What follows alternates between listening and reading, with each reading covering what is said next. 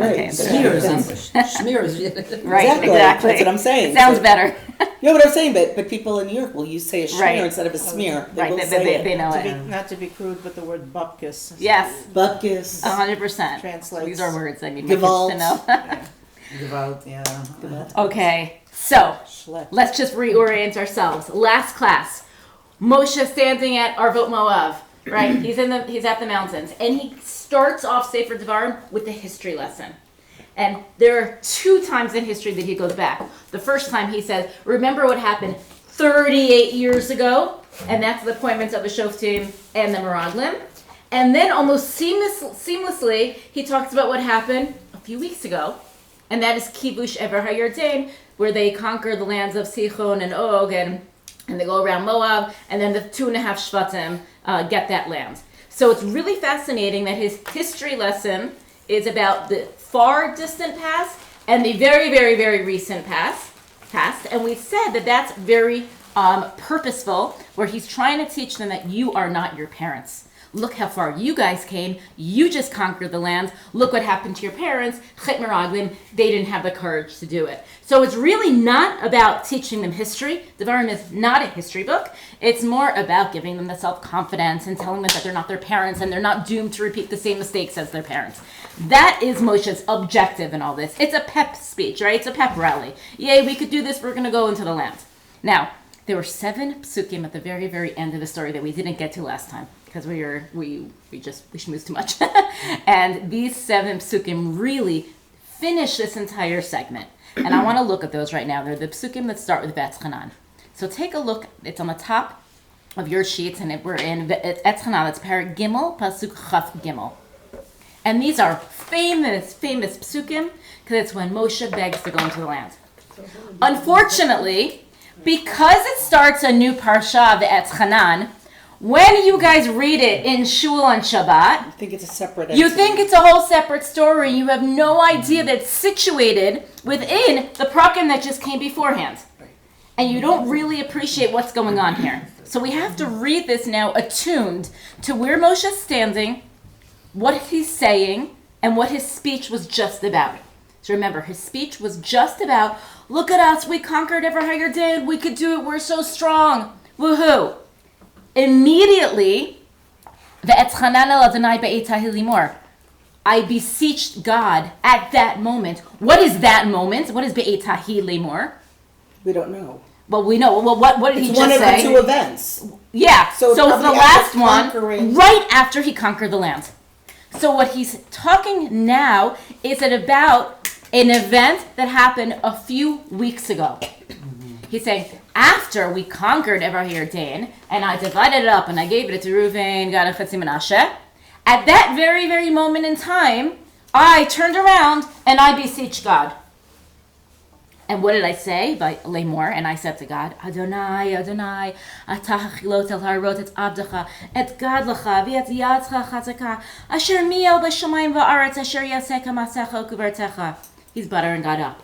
God, you're the best, and you showed me your greatness, and your strong arm, and who else is like you in the whole world? And now comes the request, Pasuk Chafei, E'era na, please let me pass. Ve'era et ha'aretz ha'tova asher be'ever HaYarden, let me cross this Jordan River so I could see the good land on the other side. Ha'har ha'tov hazeh, ve'ha'levanon, this great mountain in Lebanon. What's the mountain? We have no idea. So of course, Mefarshim say it's going to be Har Habayit, Har Moriah. But we don't know. Most likely, Moshe is standing at Arvot Moab and he's looking into Israel and he just sees a big mountain in front of him. He's like, I want to go there. I want to see that mountain. Like, it's more about what's beyond, right? What's like past the rainbow. So it's I like- need to pass. So it's like Mitzvah Yericho or something Exactly, like that. exactly. And now comes God's response.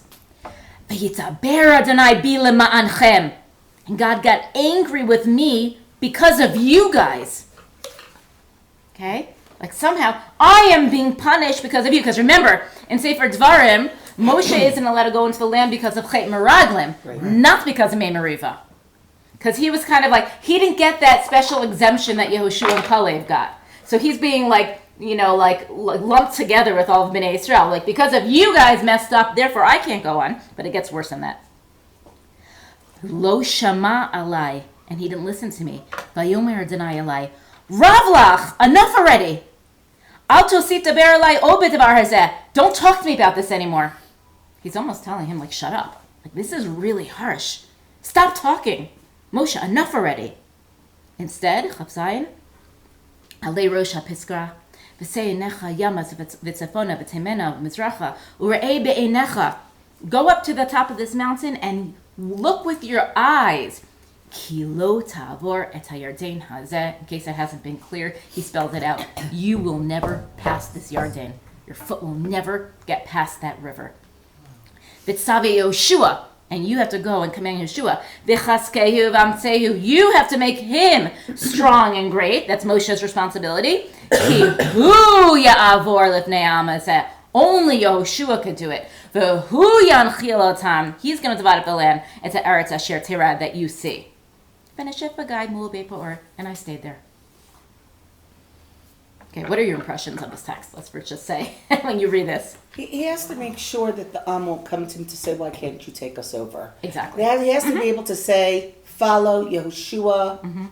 God has ordained that Yehoshua is now taking you into the land. I have nothing to do with it. I have no recourse. You can't tell me to pray to God. God told me to shut up already. So he's closing down all arguments and any speech from Am Yisrael. Exactly. Other than pick up your feet and go. I think it's even going to be more than that. Moshe's biggest worry in life is that the people will be scared and not want to go. Right? So what might the people think? If you're not going, we're not going. Moshe's not going, he's scared. Right? Oh gosh. He's playing it safe. He's like, you guys go into the land, let's see what happens. And Moshe is terrified that they're going to, be influenced by this. So Moshe needs to spell out very, very clearly, I'm dying to go into the land. So much so I'm willing to be abused by God. I'm going to put it all out there. This is not my decision. I have full faith that God's going to settle the land and that this will go well. So don't look at me for any clues of what I should or shouldn't be doing. Now, why does Moshe do it, Dafka, at this point in time? Why does he wait for this moment? We said after Kibbutz Sheva. Because they just won a war. Because Moshe might be saying to God, hey, I could do this. Look at me. I just conquered territory. I'm a good fighter. Right? You don't need Yehoshua. I'm just as capable as Yehoshua. So one way to view it is that Moshe is trying to see if he can change God's mind. Another reading is that Moshe actually maybe thinks that God changed his mind. Maybe he feels like, oh, Taka, you're letting me do a little Kibbutz Eretz here? Okay. Maybe you changed your mind. Maybe this is a perfect time to ask and get in there. So we don't know exactly what Moshe's thinking. Is this hopeful? Is this wishful thinking? Does he think he has a better chance now? Maybe Is he that's just why what? He says all these nice things. Nice things. He's buttering up God. God, look at me, right? Now he doesn't say, look what I just did. But it's obvious by the Etzchan El Adonai, Be'et Hahi Lemor. At that moment, the Torah doesn't always say Be'et Hahi Lemor. That's a very important part of the pasuk. It has to do with this time in history and what Moshe just did. I wanted to say it's much different than the Amalek war also. It's not that Moshe is the figure with his hands being raised. Totally. And There were no look at nisim here. This was a natural war. Exactly. This was the first time that Moshe does something on his own without God's help. Right? It's like the anti-Yetziat Mitzrayim story.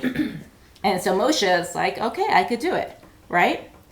Now, Moshe's allowed, or he's told by God, go up to the mountain, lift your eyes, right? Yama, Tzafona, Timena, Mizracha, and look with your eyes because you won't do it. Is this a consolation or is this a punishment? How do we understand God telling him, okay, you can go up and you can see it? I think that it's really right there. The crossing is right here. The land is right there. Does Moshe need permission to go up to a mountain to No. look at it? Right? He could have done that on his own. Right? He could have just climbed the mountain and been like, okay, let me take a peek. So what is God responding to? What is God saying? How do we read that part of the psukim? I see it more like the way he went up to Har Sinai to get Torah. He always is going up the Always, mountain. right. Moshe is a guy who And so ascends. even here at the end where God says you're not going in, still come close to me again. Interesting. Come up the mountain. Come to me. He's not saying Right. take the whole nation with you. Right. This is between you and me, God. Right. I always just assume he's not going up to the mountain and seeing what we would see if we went up to a mountain. I just have to believe No, it's that. natural. The psukim don't talk about anything supernatural. I'm not saying. I just. It's just- think God is escorting him somewhere. But it's also So, when I there's go back to something that the Har Sinai, the Am was left bereft without Moshe. Now he has a purpose for going up. He may not return. He's not crossing with you. He's only Right. detaching a little bit. We don't see the complete sever right now. Right. But there It's is a little this- bit. So this this is almost like a progression of Let's take Moshe a step leaving back. the people. Let's take a step Right. back, and you'll I'm see you can different, survive right? on your own. Exactly. Even though I'm up in the mountain. Interesting. I like that reading a lot. Almost like because he will go up that same mountain to die. Later to die. Right? So like So this get is used almost to like it. get used to me going up to a mountain and doing my own thing This with is God. a prelude. Right? You know? On the one hand, I view this as actually responding to Moshe, because Moshe says in Chaphe, Rana ve'er'e ha'aretz. In other words, I just want to see it. Moshe's saying, he's not saying necessarily I want to be the leader and I want to be Yeshua. Maybe he's even like, put me in a disguise and let me sneak in the back. Right? I just want to see it. And God's response is, okay, you can see it. Right? Fine. Go up What a there chesed. and take a look. What a chesed. You can see it, yeah. On the other hand, if we want to be a little cynical, we can kind of say like God's almost dangling it in front of Moshe. Right? If we want to do a cynical, because if you look at the harshness of it, right? Ravlach, I'll just sit to like, oh, the Devarim out. Enough, Moshe. Don't do it. Yeah, you want to see it? Go up and see it. Go ahead. Take a look. See if that satiates your hunger for this land.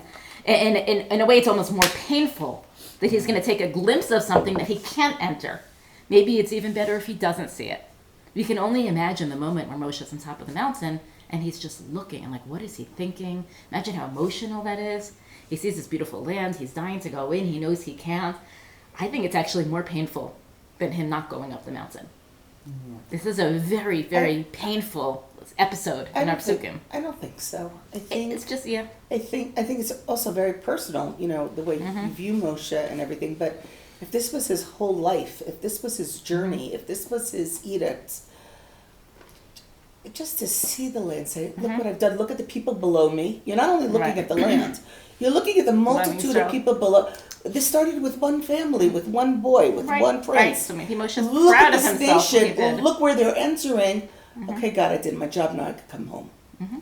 That's another It's, way. it's just a softened view. That Right. doesn't sound human. Most Right. people, not everybody, but most Right. people, when they've done, they're always, if they're still capable, it's hard enough when people start to get to the, and they're not as capable, and there was a lecture I was on that had to do with parenting. There was this 3-day series, and there was one lecture on parenting the elderly parent, and the issue of, and there was a story about the guy who had a big farm, and he sort of lit some, so he just had window boxes, whatever, something like that. But most people, if they're capable, he wasn't, not capable, Right. they want to go on.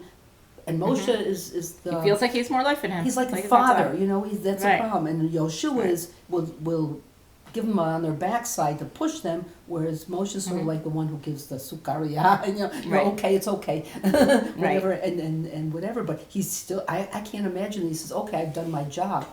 But I do because they're all his children, so at least you're going in. Moshe At wasn't least the right as- leader anymore. He wasn't the right leader. And And he's that's clearly exactly not the right leader. and He that's was, like, ready to exactly retire, how right? it ends, right? Yeah. The entire end is you're not the one, it's Yehoshua. And what I think here, the whole point of this, because why did Moshe have to share this? He didn't have to. He didn't have to share this very God painful appointed. detail with the people. This is something very private and personal that happened between him and God. He had no reason to include this and tell them because it just happened a few weeks ago.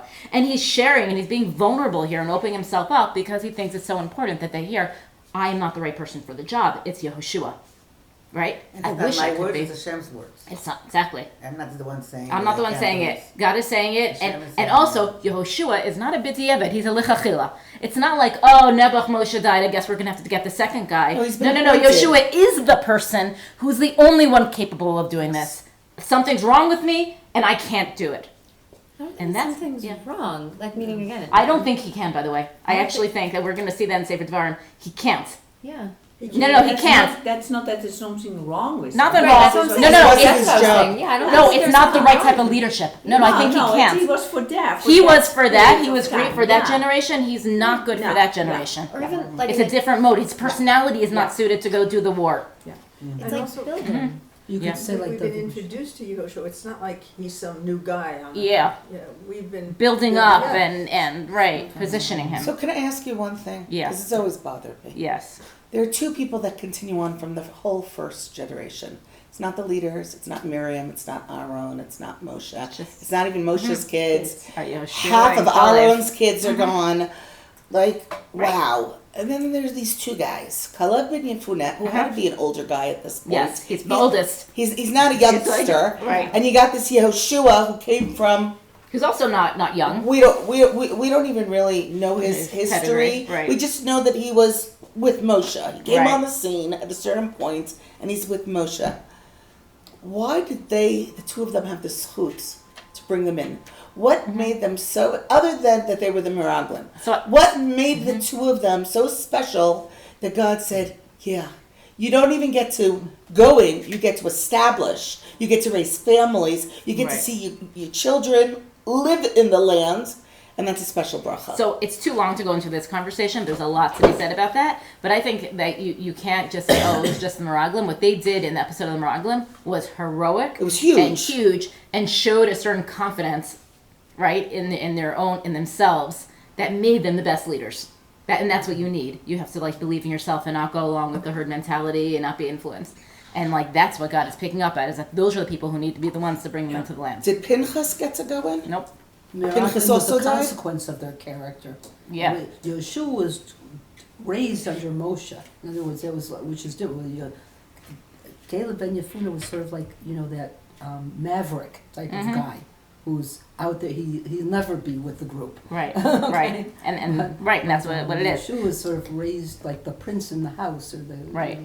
No, I was just curious because they're the only Yeah. two that continue. Totally. So, So let's just end this episode right now. Yeah. This finishes Perek Gimel. Right. And with the end of Perek Gimel, we are now done with the entire first section, which was the historical sides. I don't know if you have your sheets from the first class. I'm going to bring them in again, where we did the whole outline of Sefer Devarim, right? this was So the those sheets- intro. This was all the intro. This was part number 1, where we have the narrator introducing what Devarim is. Then we have Moshe going off on his historical episode, right? Talking about the past and the present and how they're like their parents. It ends with Moshe begging to go into the land. And now we're going to start Perek Daled, which is going to be a new theological message. And this is Moshe's real speech. We can even almost say that Sefer Devarim starts here. That all of that was just getting them ready for his main message. Now his main message, we keep on saying, is going to be the mitzvot. Yep. Right? But you can't give the mitzvot without first telling them why they should keep the mitzvot. You can't just stand up there and say, everyone, don't steal, and these are the laws. You have to first inspire them. So Moshe needs to begin right now, Perek Daled, with his theology of why it's really important to follow the Torah. Before we even look at it, can you guys just throw out, what would you think, what would you expect are some reasons that Moshe would give to inspire the people to really keep these mitzvot and listen very carefully and write them down and, pass them on to their children? What are reasons for keeping the Torah? God gave them to us. Okay, number 1, they're divine. What else? Hakarat Tov. Okay, you owe God one. What else? Keeping the land. Okay, in order to stay in the land. Yeah. What else? Tzedek u'mishpat, which is Hey. against avodah zarah. Okay. If you were right now telling someone, oh, guys, it's really worthwhile to keep mitzvot and Torah, what would you say? What would be? You'll be rewarded. Gives your life meaning, right? rewarded. It's reward. I don't know, spiritual fulfillment, right? Gives you. It gives you Good for the community. good for the community. It's a great society. Gives you right. Great. All really, really good reasons. We're now going to say that Moshe gives 2 primary reasons for why you should keep the mitzvot. Okay? Take a look where I put Perek Daled. Okay? And you can see in Perek Daled, Pasuk Aleph, V'ata Yisrael, Shema, listen up, El HaChukim v'el Mishpatim, Asher Nochi Melamed Etchem La'asot. Listen to these Chukim Mishpatim to do. Why? Lema'an Tichyu. In order that you shall live. That's it. You want to stay alive? This is how you stay alive and not die. That sounds like the... Right? It's a pretty good reason. Ubaten v'yirashem tzar asher Adonai Elohechem avtechem noten lechem. And if you want to go and inherit this land and you want to make it to the next stage in life, you better follow these mitzvot. Also, he warns them, Lo tosifu al devar asher nochi mitzvah etzchem lo tigru mimenu l'shemart mitzvot Adonai. Don't add and don't subtract. Don't play any games. Follow them exactly like I'm telling them. And then Moshe does something a little weird. Okay, he says, remember what happened. Einechem haraot. I'm pasuk here. Et asher sa Adonai v'Baal Peor. Remember what just happened a month ago at Baal Peor? Kol ish asher halach achrei Baal Peor hishmidu Adonai lecha migrecha. Whoever did Baal Peor, avodah zarah, was killed. Va'atem hadvekim b'adonai Elohechem chayim kulchem hayom. Everyone knows this pasuk from Tefillah. Yes. You are the ones who are alive. In other words, I am talking to the survivors. You guys are the ones who didn't do Avodah Zarah. So why is he mentioning this story that just happened to them? This is proof. Because they're entering the lands of Israel. And No, more than that. It relates to the beginning of the pasuk. If you don't do the mitzvahs, You will die. In other words, don't take my word for it. You just saw it. You just saw it That's what happen. happened. It's proof. Leman tichyu, right? Oh, look back at what just happened last month. All those dead people are the ones who did Avodah Zarah. You guys are the ones who are living because you didn't do Avodah Zarah. See? It works. It's like a recipe. And you have to believe in it. That's a Horrible thing. Horrible thing to be saying in Yom HaZikaron. Totally. horrible. Totally. This theology is really troubling, right? It supposes some type of world where there's like a direct correlation between doing good and being rewarded and doing bad. Now, this is very troubling to us. This is not how modern readers understand our place in the world. We don't understand Torah like this. And we need to dissect that. What is this theology saying? Can we disagree with this theology? He was just trying to get them into the land. Is he just trying to, in other words, if he's just saying this to like get them in and to get push them to them give, in. is this a scare tactic? Yeah, it's just fear. It almost seems like condescending in a way, right? It's a little condescending. It's a fear tactic. It's like telling a little kid, don't do that. Your hand's gonna get chopped off. Don't use that toy because you're gonna lose an arm. Or was that also their simplistic. reality in Yeah. that generation where people died for their sins Mm-hmm. and other people lived and did? That's what ancient people thought, But right? in their generation, this Right. suspended generation of the Midbar, perhaps. Right, Korach. That Like they saw it happen in real life in Korach, Korach acted up and he got whacked. right? But But it's not gonna Maybe the happen right people after. It's really not. didn't die. It was far more black and white when you're living in a protected bubble for 38 Mm-hmm. years. When real life kicks in, that's not going to be the Mm-hmm. case. But that's all they knew. Right. But then we have like the Eov on the other side, right? We're like, no, we Yeah. live in a world without justice. And like they're going to learn that very quickly. They're going to go to the lands and random people are going to die and bad things are going to happen and they're going to be attacked by the Plishtim. And, that's also going to be a reality. And how do we reconcile those two theologies? That's going to be a major question that we're going to have in Sefer Devarim. But weren't they facing also that they just all lost all their parents? Yeah. It's a whole. How about they lost their neighbors? Like some of those people at Baal Peor were their friends. They just lost Right. everyone. Yeah, well. And I think Right. there must have been this fear of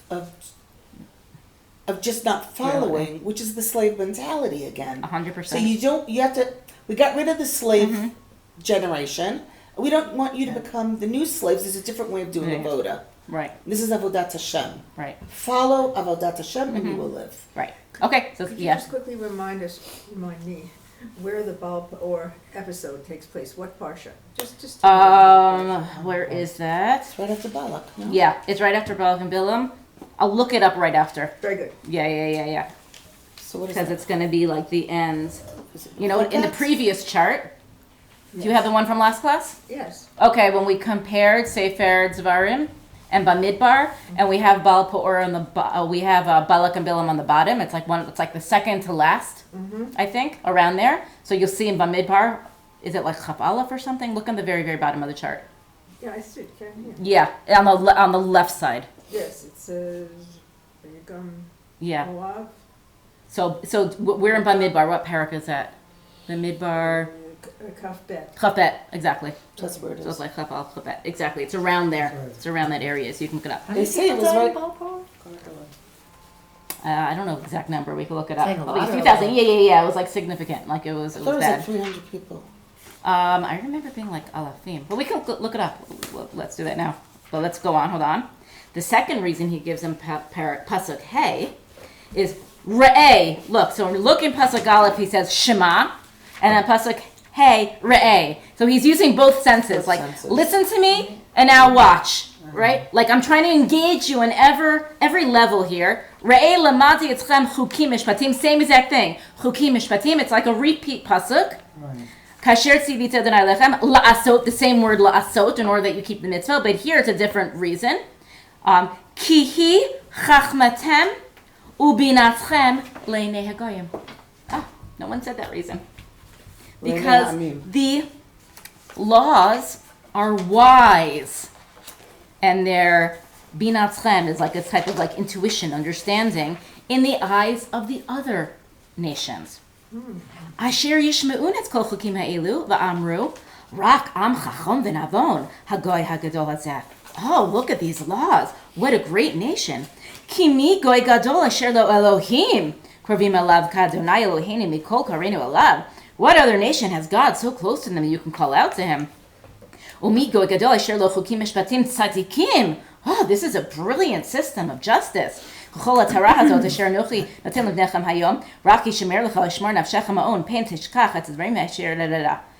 this has nothing to do with their well-being. This is about making a Kiddush Hashem. Right? This reflects really well on God, that God chose you and want to have it. Right? Now, what type of wisdom are we talking about? Are we talking about spiritual wisdom? Are we talking about natural wisdom? Are we talking about political philosophy? Are we talking about laws that we don't know the reason we keep them, and rituals? It's We all don't of know. it. It's It seems to everything. lump it all together, That's and why we're it's saying Pukim and Shpatim. exactly, and we sum this up by saying that these psukim are just saying, make a Kiddush Hashem in whatever you do. And the Rambam actually comes over here and says, if you're doing something and it's not making Kiddush Hashem, you're not doing the right thing. Right? Like, mitzvot have to be Kiddush Hashem. So you know that the mitzvot have been corrupted if other nations are looking at you. Now, this is an interesting question for today in Israel. I was thinking about this. Like, how much external validation do we need? What if we're the ones going against society and everyone's saying, no, this is something's immoral. And we're like, no, actually, it's really not. Always, Right? We're always like going against the morality. Yeah. So like there's this tension here of we need to impress the outside world, but we also have to stay true to our values. And that's a really interesting philosophical question but of it's what is also objectively the- true. Anything we do is always wrong by the. And is that because of like By the it's already other tainted because of nations. like anti-Semitism, or is that because We're of always- the actual thing? But we're always looked upon by other nations. Always, whatever it is, we know for a fact that Jews are always scrutinized and analyzed, and people are picking us apart. And that here, I think, is really like relevant in the Psukim, right? Like you are going to be a role model. You're going to be an Or L'Goyim. Whether you want to or not. You're destined. You're doomed. That's Right. the destiny. Now, what I think what's interesting about these two reasons that Moshe gives is that one's internal and one's external, Yeah. right? Yeah. One is like, if you want to live, and by the way, we could understand living as being much more than just staying alive. We could say Chaim has, other spiritual ramifications. If you want to live a good life, a meaningful life, a rich life, a life worth living, then follow the mitzvot. And then the second one is purely external, nothing to do with you. This is just, it's almost like God is giving the Torah to Bnei Israel in order to show the rest of the world. You're my vehicle. You're just a pawn in my master plan. Now, what you would expect right now to happen in these next few psukim is that Moshe then gives over the mitzvot. Like, okay, we're getting ready for it, right? Like, but instead he's going to bring us back to Har Sinai. He's like, okay, so now that you know the reason you have to keep it, let me tell you about where I got these mitzvot from. I'm not making this up. So let me take you back to Har Sinai. And so we continue with Pasuk Yud. Okay, I put it in another box over there, but it's just a continuation. Yom asher amati l'fnei Adonai lechem b'chorev. So I'm standing at Har Sinai, and God gave me these mitzvot, asher yilamdun liyirauti, in order that I teach you guys in order to fear God. That's the entire purpose of Har Sinai. Har Sinai is to instill fear in the people. Okay? And on Pasuk Yud Aleph, V'tikrvum v'ta'amadun tachar ha'har, you guys gathered under the mountain, and the har is boer ba'esh, ad lev ha'shamayim, and choshech, anan, va'arafel. This sounds really scary. There's sounds and smoke and fire. And God spoke to you, mitoch ha'esh, amin yudbed, kol devarim asher shamim, utmuna ein chamarim zulti kol. You never saw an image. And that's really, really important for this text. You never saw an image, you only heard God's voice. And he's going to say it over and over again. V'gei lechem et brito, right? Asher tzivatzchem la'asot, aseret hadvarim. And he gave over 10 things, and I put it on shnei luchot. Pasuk Yudalad, v'oti tziva Adonai be'eti lamed etzchem. And God told me at that point to teach you these chukim and mishtim. La'tzatan be'eretz asher tem lavrim sham l'risha. He told me back then to teach it to you guys in order that you guys will enter the land. And to do them. And to do them there. and watch over them and do them well. Okay, and again, v'lo ri'item kol tmuna. Again, he says that you didn't see anything mitoch ha'esh. Why? Pen tachchitun v'asitem lechem pesel. Because I don't want you guys to make a pesel. Tmunat kol semel, a tmuna. There wasn't a tmuna at her Sinai, so therefore you should not make a tmuna of Hashem. It could be a tavnit, zachar, nekeva, tavnit kol behema, asher ba'aretz, tavnit kol tzipor, kanaf, asher tadadada, tavnit tadada. He's going on and giving them examples. There are no exceptions. No exceptions to this rule. Okay, now there's a lot to unpack here. There's a lot of theology in these short psukim. Okay, number one. The whole point of Matan Torah I mentioned was to scare them. It's not about proving God's existence. It's not about a transcendental experience of feeling God. No, it's literally just awe. It's like, you need to be scared, which goes with the theme that we were just talking about, that Moshe's trying to really scare them. Right? Like, if you don't keep these mitzvot, you're going to die. And the whole point of Har Sinai was that they almost died. Okay? This whole death is looming over them. And this is like the shadow. Anti-Egel Hazahav. Exactly. So we're getting there right now. Now, Moshe speaks to them that he wants to make sure that he knows that this experience was experienced by all Bnei Israel. Right? It wasn't just me. Your parents were all there, and they also got scared, and they heard all this. And the mitzvot that I'm about to tell you is what I received at Har Sinai. Now, does that mean that for 38 years, Moshe has not told them any of these mitzvot that he got at Har Sinai? Of course he did. Nope, Wow. he didn't. He didn't. He told them some, but he actually, according to this text, he saved. Because why would he need to tell them about mitzvot of Yishuv Haaretz? If you're not 38 there. years ago, they're not going into the land. Right? So Moshe's saying here, Dafka, I'm not making this up in my 40th year in the Midbar right before I die. This is all rooted in... Oh, sorry. Did it get blurry? This is... No. Oh, just- the there's gonna be a siren. siren Yes, in we'll under stop. a minute. So Okay. just be prepared. Yes. Stop immediately and. Thank Okay, you. perfect. Thank you for reminding us. Yes. So Moshe is basically saying that, like, I got this, so this is all rooted in my divine experience at Har Sinai. I just waited until now because I wasn't shayach beforehand. Why would I tell your parents about Eretz Yisrael? It's almost cruel to tell them about going into the land and setting up society, knowing that they're not. But Moshe has to make sure they understand that this is all tethered back to Har Sinai. That's his important message with this text. And then I'll wait. Okay, I'll just talk until it. And the last thing is the tmuna, over and over again. Because as we said, what is Moshe traumatized about? Egel Hazahav. Egel HaZahav. He can't shake it. His whole life he's been traumatized by Egel HaZahav. And he needs to make sure they're not going to do it again because he's about to go up another mountain for a long time. We also saw so many Stand people up. die when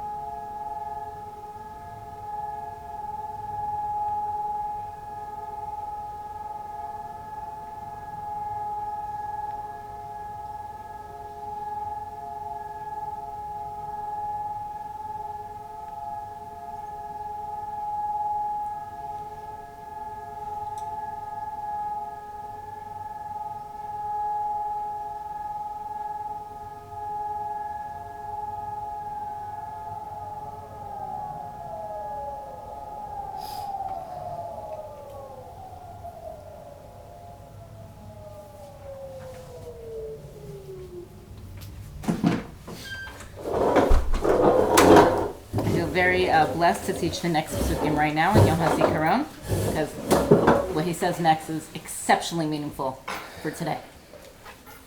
Take a look. Moshe's in the middle of telling them about the Har Sinai experience. You expect the Aser V'Dibra to come next, right? Like, we're standing there, we're freaking out, and there's no tmuna, so don't make a pesel, and you expect that to come next. And then Moshe says something extremely powerful that he inserts that makes no sense here. You almost have to read this in parentheses. Okay? It's really weird. We're now going to do Chaf Hei. Chaf Hei all the way until Mem. Okay? Chaf Hei to Mem belongs in parentheses. It totally ruins the flow of our entire story. These are the psukim that we read on Tisha B'Av. I call this the Tisha B'Av psukim. Chazal were brilliant for taking these psukim as our Tisha B'Av text. Because what did Moshe say? Ki tolid banim ibnei banim v'noshatchem be'eretz v'hashchitem v'asitem pesel tmunat kol v'asitem hara b'nei Adonai Elohecha v'achiso. I know what's going to happen. Your children are going to the land, and they're going to make a pesel. They're going to make a tmuna. And they're going to upset God. He's telling them, I know I'm telling you over and over again, don't sin, but like, you're human. You are going to sin. It's going to happen. It's inevitable that you're going to mess up. And what's going to happen? Ki avod ta'avedun meher mi'al haaretz. God's going to kick you out of this land. That is pasuk chavav. Lo tarichun yamim aleha ki heshemet hashmidum. Behefitz Adonai etzchem ba'amim. God's going to spread you out. Galut. And what's going to happen in Galut? Pasuk chavchet. V'avadlechem sham Elohim al Yisayadam. You're going to continue to do bad stuff when you go to Galut because you're going to follow all the goyim that you're now living amongst. But pasuk chavtet. Ubikashta misham et Adonai Elohecha umitzatza. But from there, you are going to seek out God. You're going to look for God, and you will find Him. There's going to be tshuva. Ki kidrashenu b'chol levecha o b'chol nafshecha. You're going to really look for God with all your heart and soul. And God is going to take you back because Lamed Aleph ki el rachum Adonai lehecha v'lo yarpecha v'lo yashchitecha. He's not going to let you totally disappear. He's going to keep you alive. And what's going to happen? Okay, I'm going to jump down because we don't have time to read everything. Pasuk Lamed Hey, famous pasuk. Ata harayat aladat ki Adonai hu Elohim ein od milvado. Right? So you are going to know, you're going to see, you're going to feel it, that God is only God and ein od milvado. Min hashemayim hishmechat kol echad. So Hashem, right, you're going to go through this whole tshuva process. V'tachat lamed zayin v'tachat ki ahavet avatechem, because God loves your forefathers. V'yivchar b'zaroach harav, and He made this brit with you. Therefore, He's going to take you out.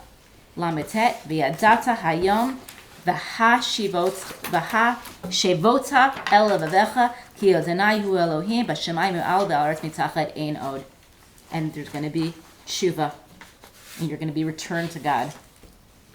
And there's going to be redemption. And you're going to be back. So we have this cycle here that Moshe is predicting. Yes, you're going to sin. You're going to be kicked out. You're going to seek out God. And then you're going to be returned. And you're going to repent. This, by the way, is one of the first times that the word bahashivota, the word shuv, is used. We don't have the word tshuva in the Torah. It doesn't exist. Tshuva, as a word, is a later rabbinical invention. And it's based on this pasuk. And then another pasuk we're going to see in the end of Sefer Devarim. Now, what is the shuv here? What are we saying? Bahashivita, that we're going to hashivita, bahashivita elevacha. What is the shuv? What is a returning? What is it Moshe saying you're going to be returned to?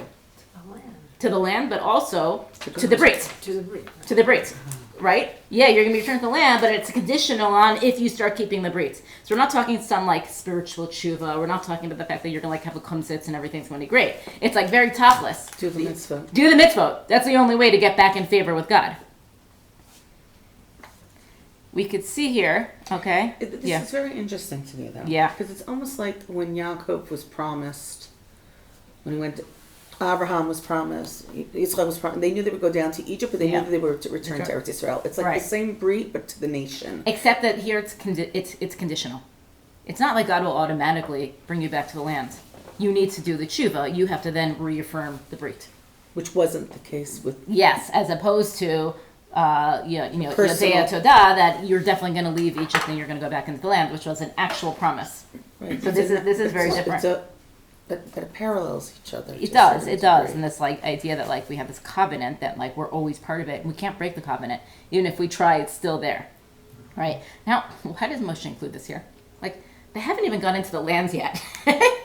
Like, can you imagine, telling your kids about some vacation you're going on and be like, oh, and by the way, you're going to be cranky and you're going to be tired, and I'm sure we'll have a tantrum in Disney World, and we'll miss our flight. And but don't worry, at the end of the time, I'm sure it'll be a good experience. We can always go back again. And they haven't even stepped foot. What type of inspiration? What is Moshe doing at this point? And remember, he's slicing it in the middle of this Matan Torah story, because coming up right next in Perek Hey, he goes right back to Vayikra Moshe al Kol Yisrael Vayomer Lehem Shema Yisrael Zechukim V'Mishda, and he's standing at Chorev again. Pasuk Adonai Eloheinu Karati Manu Brit B'Chorev.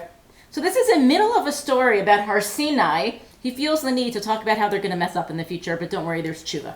He's What? diffusing their urge to rebel. Yeah. Right. It's very psychological. Very psychologically attuned. Right? I have to insert a story here. Go ahead. Right before I left for Israel in my gap year after high school, my father pulls me over and says, listen, I know you're going to be with girls, you're going to be with boys, you're going to mess around. Don't worry, if you bring home a baby, we'll love it too.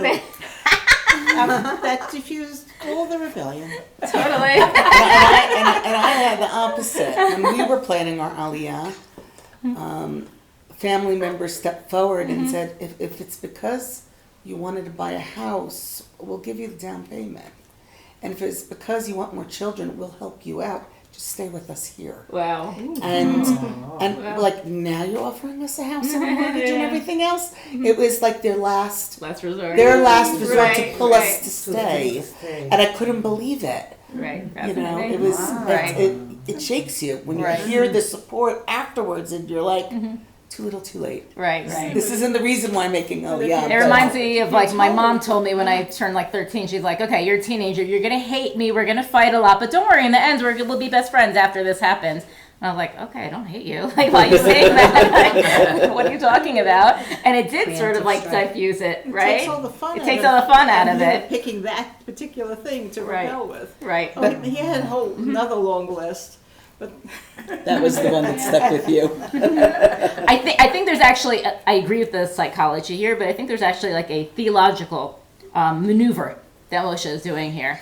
That he's talking about the Brit at Har Sinai. That's what this whole entire theme is about. And already part of the Brit, worked into the theology of the Brit, is the fact that you could break the Brit and then reaffirm the Brit. Brits are everlasting. There's no divorce. Right? It's conditional on behavior. In other words, how the person responds to you is going to be conditional to how you behave. But there's always going to be a brit. And that's very reaffirming. If you think of a marriage, if you make a commitment and then you have your first big fight after you get married, but you know that you're in this and there's a commitment, you're going to work through that fight, as opposed to just being well, I guess this marriage isn't working, I'm going to leave. Right? And I see Moshe setting that up already into this idea of a brit. This is what a brit is and this is what a brit isn't. A brit is everlasting. God's going to be there for you. But I think that the punishment is that you're going to be kicked out of the land. Look at what we're doing to get into the land. But it's not the end of the relationship. Even when you're kicked out. So in other words, Moshe knows there's going to be some sort of galon, but don't think that okay, Judaism is finished. Right? You could still keep the mitzvot outside, and you could always return to the land.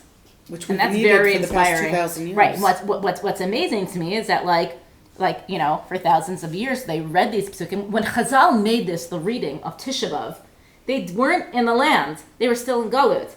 So really, these psukim are hope. Yeah. That's why we read them on Tisha B'Av. We read them in the message of hope on Tisha B'Av. And it's fascinating for us today to read these psukim on Tisha B'Av, knowing full well that we did it. We came back to the land. That's incredible. That's really inspiring to be living through this text. But even at the point of this little passage we just read, we've been in Galus a couple of times. already. Yes, this keeps on happening. Many times we go it. Yeah, but it's getting closer to the man going back. Hopefully. That's Hopefully. We don't know. We have no idea. Could there be another goal? Yes. The text is saying that very clearly. Don't ever think you're very secure on the land. Don't get too full of yourself that you think that you're there forever. You can be kicked out at any moment, and it's all contingent on your behavior, and then you'll go back. Yeah, so you have to do something for it. Yeah. Exactly. You have to work hard. You have to yes. We have to come You to have the to share deserve every it. week. You have to deserve it. Right. And what is deserving it? It's ethics and morals. Yeah. It's a just society. Exactly, just what I was about to say. That, Yeah. That doing the mitzvot have a different context in each generation. Exactly. It's not It's not doing what they did back then. in I'm gonna Moshe's be time. like a little radical here. It's like it's not washing it to let you die. That's No. it. That's Moshe is very clear about that. He's not talking about rituals. No. He's talking about a just and moral society, Yeah. and a society that the goyim are going to say, "Wow, look at that! That's amazing." Right? It has to be an or the goyim. It has to be an inspiring So society. is that why we're having all the problems with the courts now? That's To shift the tzedek u'mishpat back? that's a question, right? Like we're always in this dynamic of well, how do we do tzedek and mishpat? What does it look like? I love these psukim. These are one of my favorite psukim in all of Devarim. And now back to our regular program, Parak Hey. It's like okay, let's go back to Har Sinai for a second. I'm going to divert back and take you back there. And these are really powerful psukim. Listen to what Moshe says and tell me if you could see the lie. He's going to straight out lie right away. Okay? I'm reading Parak Hey. Vayikra Moshe, O Kol Yisrael, Vayomer Lehem, Shema Yisrael, et chukim v'et mishpatim asher nochi daber baznechem hayom. Fine, that's like the same intro that he's been giving over and over again. Ulmatem otam mishmartem lasotam. Keep them in order to do them. Very good. Adonai Eloheinu, karat imanu brit b'chorev. God made a brit with us at Har Sinai. Lo et avotenu karat Adonai et habrit hazo, not with your parents. Ki itanu, anachnu, elapo, hayom, kulanu chayim. Every person standing in front of me was at Har Sinai. Panim bepanim diber Adonai imchem bahar mitoch ha'esh. God spoke directly with the people at Har Sinai. This isn't Darham Minbar. Hello, you're talking to the wrong generation. They were not there. Maybe you could say some of the little kids who, got to grow up. But the vast majority of people were not. And he's talking to them as if they were at Har Sinai. It's a brilliant technique. Okay? It's a technique where he's visually taking them back. He's making them use their imagination. He's basically saying, close your eyes, and I'm taking you back to Har Sinai, and I will be speaking to you as if you are Har Sinai. And the message here is very clear that being at Har Sinai wasn't a one-time event. It's an unfolding historical act of revelation that every single Jewish person experiences. This is really powerful. This is where Chazal, I think, got the idea, the Seder of B'chol Dover Dor Chayav Adam L'Rot Et Atzmo Kilu Hu Yatsa Mitzrayim. This is it. This is the model. It's like every single generation was standing at Har Sinai. That's how Moshe could have the audacity to lie to them straight out. Because obviously they understand his literary technique here. Because someone's going to not, like no one in the audience is going to raise their hand and be like, Moshe, I think you're senile, you're the wrong generation. You mean our parents, right? No one's doing that. They all get what he's trying to do. He's making a theological point here. And he's doing it in a very creative way. It's very theatrical. It's dramatic. It's the Halal HaGadol. Yes, you were at Har Sinai. God didn't make a brit with your parents. No. He made it with you. What does that say about brit? Everlasting. You're born into it. You are born into a brit. You never have to accept it. Right?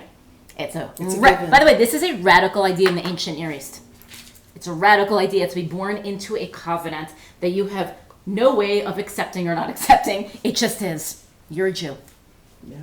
This is a theological innovation in this text. But how does Brit Milah fit in with that? Brit Milah is just about entering the congregation, right? So even if you don't but do Brit the Milah, you still boy, have the boy Brit has Brit? no say. No. It's done upon him. It's the parents saying, you're part of a brit, so therefore we're going to bring you into this group. But like, he doesn't choose. No, but you're saying even without a brit, then a brit milah, he's still Well, under women the brits. don't have brit milah, and we're still part of the brit. So we're still really. Yeah, and Yeah. what about Jews Who choose who to be choose not to have a brit brit milah? I would think that they're still bound by the Still brit. under the brit. Yeah. Totally. 100% they're still Jewish. Shabbat comes Doesn't in, matter. you light your candles It's and not. A Jew is a Jew is a Jew. And that's what he's saying here. But that's also the only nation, the only people who are Only born people. as a Jew. You Exactly. never be born as a Christian. You never, maybe that is Exactly. if you're Catholic. Most other but- religions have to affirm Yeah, it. you have to. And Yeah. Judaism, this is a radical idea that you were born Yeah. into it, and it's as if you were at Har Sinai. So It's the you. Nazis were also practicing. Yes. Doesn't Like it Yes. doesn't matter. It's You not. just It's like are. in your DNA. Yeah. It's part of your race, Yeah, yeah, whether you believe in yeah, it or not. yeah, yeah. Generations Islam, back. because I think in Christianity you have to really have follow a- No, Christian, you were but- never born as a But you're Christian. born Jewish because Or what your kind mother. of religion? But in Islam they say either your mother or father Father. makes you Muslim. Right, right. I don't know if there's any like confirmation like there is in Christianity. I'm not sure. Like you have to like affirm it to yourself. Yeah, Yes, yeah, yeah, yeah. yeah. Is there?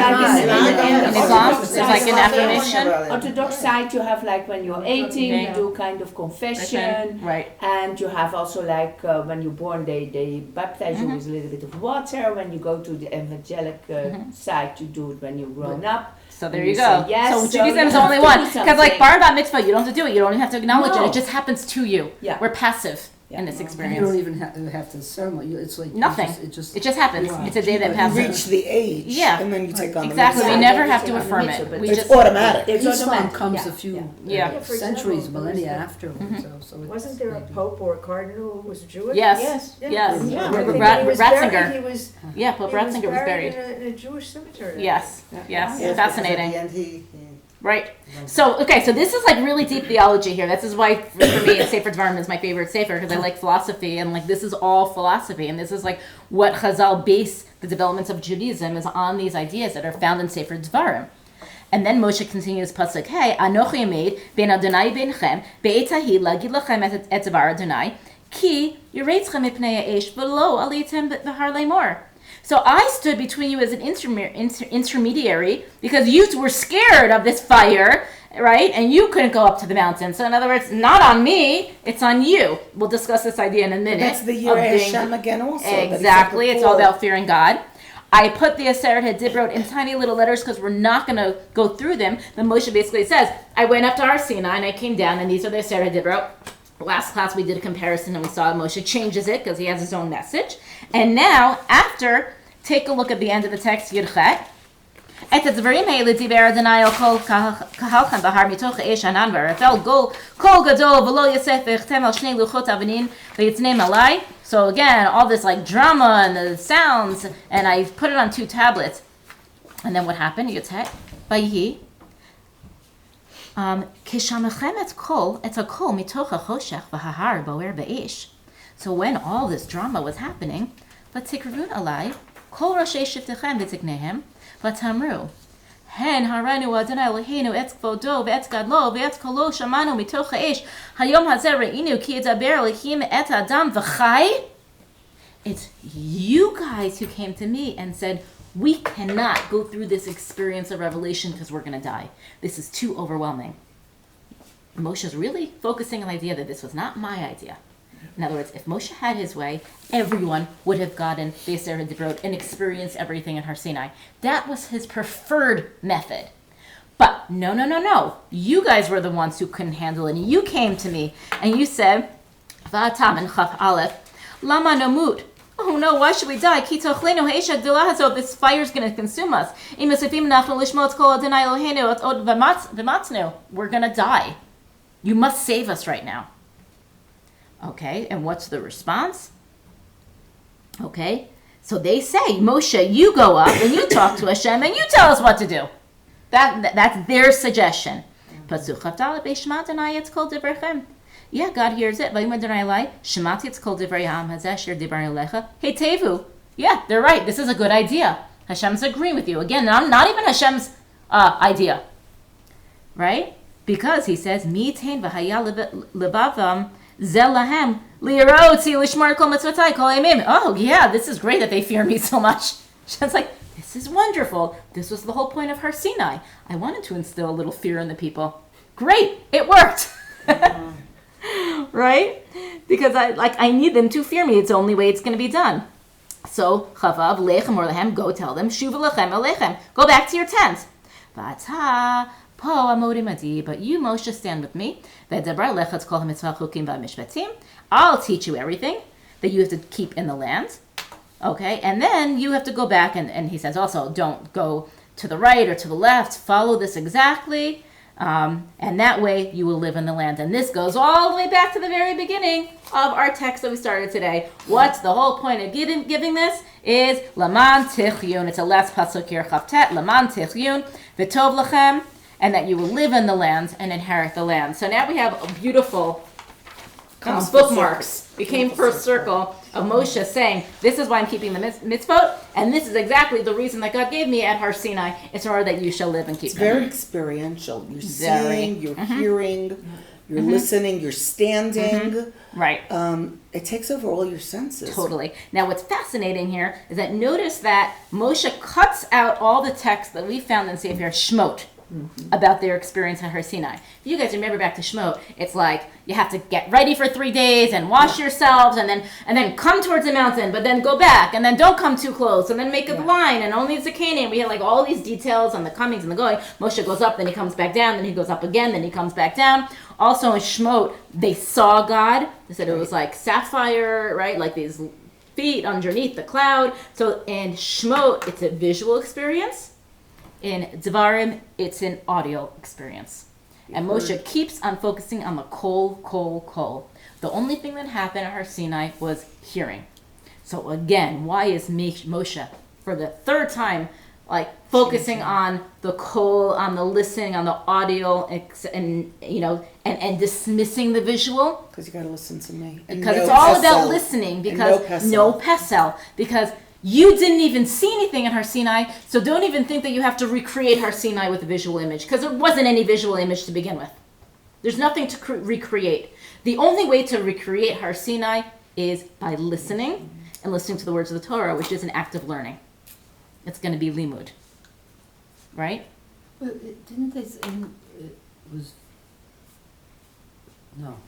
He talks a lot about the Ish, though. I had it backwards. I was going to say Okay. in Shmot it says Ra'itim et kolot, but that's visual. Visual. Yeah. There's a lot of visual. Shmot has a lot of Ra'eh and a lot of words like that, and Devarim has a lot of Shema and Oznayim and Zinu. We're going to see a lot of listening But he going still on here. has the Ish. Meaning Yeah, there was fire. There was fire, but the fire was only there to scare them. It wasn't God. It was for fear That wasn't the purposes. Shekhinah. They weren't seeing God. Right. That was just like the show. Right. Right? Now notice over and over again, like I can't say this point enough, is that Moshe keeps on saying that I was only an intermediary because you forced me to be one. I didn't want the shab. And this goes back to what we discussed 2 classes ago. Moshe's idea of leadership. Moshe is trying to create a more democratic, egalitarian society that's less focused on the single leader and more focused on the collective. Yeah. But how could he do that when his entire model of leadership is the one guy running the whole show? So once again, he needs to negate himself.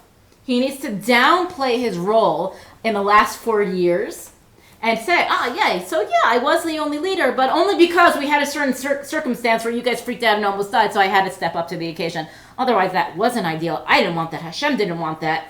No, I don't want this in the future for you. You shouldn't have like one leader with so much power. So is this what makes Moshe the most anav from anybody 100%. Because he takes himself out of the most anav, modest. the most modest He's person. considered to be the most modest because he keeps on negating himself. There's a lot of self-negation going on here. It's not that I was the one chosen because I'm so brilliant and God chose me. No, I was standing there and you asked me to go and do it. So I said, okay, fine, I'll go up to Har Sinai and get the mitzvah and I'll bring it down for you. Okay, I'm just a messenger. It could have been anyone.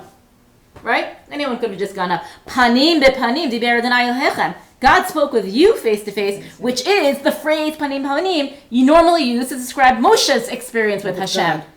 We always say Moshe is the only one who had a panim bepanim. And here, Moshe is taking that exact phrase, switching around and saying, no, you're the ones who had panim bepanim. You experienced God, not me. I'm a nothing. I'm a nobody in this Were there story. any other leaders at the time that would ever negate themselves in I such don't a think way? so. I think Moshe is uniquely unique But in is this he situation. described as negating himself in other No, stories? remarkably, they don't talk about him a lot. That's He's actually an just not interesting thing. mentioned. He's not mentioned. He's not like a Moshe isn't talked about in Nevi'im, right? He's not like a figure. He's kind of forgotten, which is kind of what he wanted, right? That's his whole point. He wants to just die. He doesn't want his death place to be known. He doesn't want to become a deity. Spartan, like all about our failures that we didn't set up this just society, like Shoftim. Totally. Is like a mess. Totally. You know, oh like yeah, it's totally terrible. Mess, like if we actually It's terrible. listen to This is all aspirational, right? None of this really happens. It's really sad. So now, just to wrap up, these two prakim that we did. By the way, normally I told you in this class we're not going to go through psukim like this. This is just like because I couldn't help it because I love these psukim and I felt we had to. But most of the time we're just going to do like the big overview. So if I now want to sum up these two prakim, which I call the theological message before he gives over like the real mitzvot, and coming next in the next parak, by the way, is Shema, and that's going to come right before the Ne'um HaMitzvot, the speech of the mitzvot. If I had to sum it up, I have 3 key takeaways that I got from this. Number 1, Moshe keeps saying that he doesn't like the idea of power concentrated in one person. His idea would have been a more egalitarian, model, but it just was unfortunate it didn't happen. So that's in line with everything we were talking about since the very first day. Number 2, theologically, keeping mitzvot is the key to staying in the land. It's conditional. You could lose it, you could regain it, but don't think that once you're going into nothing. And remember, Moshe just conquered the 2.5 Shvatzim's lands. So like he's feeling this as well. Like don't get too comfy in that land, you could lose it. Right? And number 3, which I really like this message, is that we are a religion based on listening. It's all about the spoken world. How come then we don't listen to it? Yeah, we don't listen. We're the worst people to listen. Right, but think about our religion in general. We don't have art in shuls. We're not about like the grand. It's like the opposite of church. You know, all European Those were modeled off of churches. After them, Yeah. and that's not the right model of the You have to big look at the Knesset. So we want our Yes. caravans, you're saying. Yes, in a way we do. But even those old shuls, they didn't have the same imagery as when you go into a church. Right? You don't have that grand, like, yeah, they have high ceilings, but they did keep it pretty subdued compared to what other religions were doing. In other religions, they try to create a feeling of transcendence from the architecture. I just experienced this. I went to the Grand Mosque in Casablanca, and you walk in, and it's an overwhelming feeling of awe, and you feel so tiny when you're in such a huge room. And it is a spiritual experience. It forces you to be spiritual. Yeah. I had a similar experience. There's a church in Palermo in Sicily that is, the art is, the architectural design is a combination of Christian and Muslim because Sicily is this place where they were all mixed together. And that church, it has all tiles. Yeah. And it was just so magnificent. Overwhelming, right? I've been in many, many churches, and I felt in that one, there was just something about the style that appealed to me. Right, Really so those are beautiful. trying to create a physical reaction of like this like awe and the aesthetics that translates into religious experience. And for us, let's just stop and see we are in a Beit Knesset right now. Yeah. Right? And what are we surrounded by? Books. That's what the Jewish experience is. You want to connect with transcendence, you want to connect with God, you open up a sefer and you learn. That's what Moshe keeps saying. Lo tmuna, lo tmuna, lo tmuna. It's not about the visual. Just sit and listen, learn, take notes, teach. We're going to see teaching your children is going to become a big part of it. And that to me is one of the most defining features of Judaism, as opposed to all the other religions. Except there is, the synagogue where we go is the Lev Efrat. Yeah. I don't know how many of you have been in there. Yeah. But there's something, it's very intimate, but there's something very beautiful about it. Yes. It's not saying we don't appreciate beauty. Look, the Beit HaMikdash was beautiful. The simplicity. Right? But there's simplicity, and also, I think because there are no tmunot, there are no images, it's more about like feeling grand or feeling like you're in a special place. That's how I would define it. Yes. Like it's a place of kavod, but it's not supposed to like tell you what to feel. Because when you see images, it's like watching something versus reading a book. That's really it. When you read a book, you can use your imagination and put yourself in the story. When you're watching a movie, the story's told to you, and you're not part of the story anymore. And I think that's what it is. When you're reading a sefer, you forge your own connection, and it's authentic and it's internal, as opposed to being externally told, this is what you should look like, this is what you need to replicate.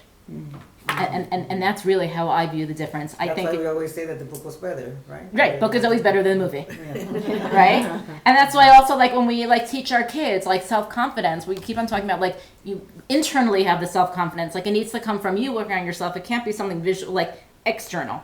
It can't be someone imposing it upon you. You have to work on it. And Judaism is about work. It's about inner work, and working hard and reading and listening. It's tough. It's not going to come so easily to us. And I think Chazal were reading these exact psukim, because there are so many halachot that I see that Chazal enacted because of this type of theology. So why didn't Yeshua use the same tools when it was his turn to die? Why were we left? Because I don't think he had that same presence. Because they were scattered. They're around the whole land. But even so, he should have. Right. I still feel with all the